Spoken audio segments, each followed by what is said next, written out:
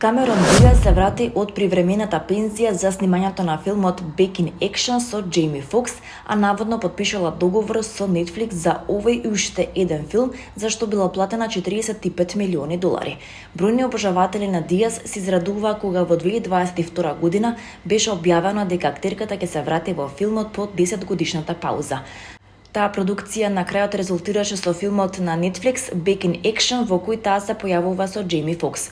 Комплексниот модел на филмска продукција на Netflix неодамна беше анализиран во обемна приказна објавена од Bloomberg.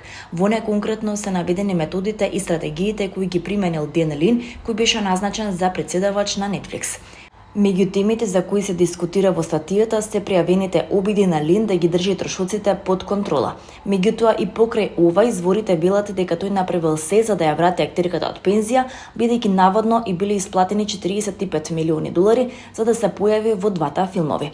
Иако оваа сума на пари звучи како премногу, особено за актерка која не глумела во филмови од 2014 година, сепак Камерон Диаз има низ хит филмови во нејзината кариера.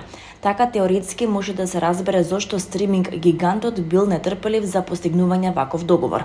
Имајќи предвид дека филмот Back in Action по само 3 денови од објавувањето стана нагледан на платформата на глобално ниво, ова делумно го оправдува обложувањето.